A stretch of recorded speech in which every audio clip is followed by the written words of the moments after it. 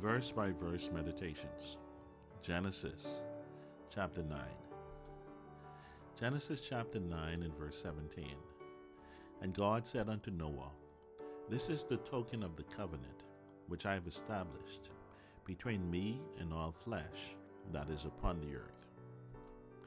In yesterday's meditation, we were focusing on our memories.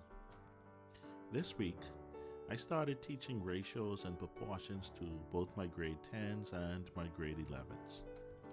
In addition to teaching these topics live, I've been in the process of recording each objective so that others can benefit from what I am saying at some future date.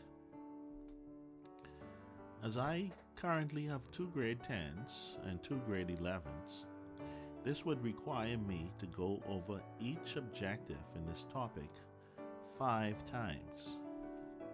There are some concepts that I would have to repeat over and over and over again within the same lesson, especially if it is something I really need them to remember.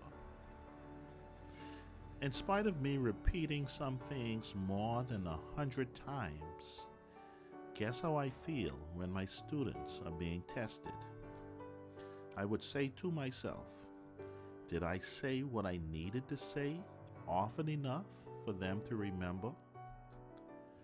As I consider these things, I really think that parents feel the same way about their children when it is time for them to leave the nest. As we look at Genesis chapter 9 and the things we have been hearing, verse 9, I establish my covenant with you. Verse 11, I will establish my covenant with you. Verse 12, this is the token of the covenant. Verse 13, it shall be for a token of a covenant. Verse 15, I will remember my covenant. Verse 16, I may remember the everlasting covenant. And today's verse, verse 17, this is the token of the covenant. God is doing the same thing with us as He is doing His best to put everything within us to help us to overcome the test when the test comes. In Deuteronomy chapter 8 and verse 3, and He humbled thee, and suffered thee to hunger, and fed thee with manna, which thou knewest not, neither did thy fathers know, that He might make thee know that man doth not live by bread only, but by every word that proceeded out of the mouth of the Lord doth man live.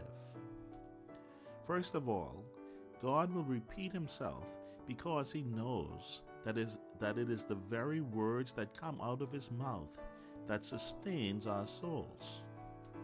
In John chapter 14 and verse 16, Jesus would say to His disciples, And I will pray the Father, and He shall give you another Comforter, that He may abide with you forever. Second of all, the very one that authored the Scriptures now lives within regenerated souls to help us to overcome. God is not our enemy. He really, really wants to see you be well and to prosper. God did not make us His enemies. We, through our sin, chose to become enemies of God. In Romans chapter 5 and verse 10, For if when we were enemies, we were reconciled to God by the death of His Son, much more, being reconciled, we shall be saved by His life. God desires to be reconciled with us and have us to be well and to prosper.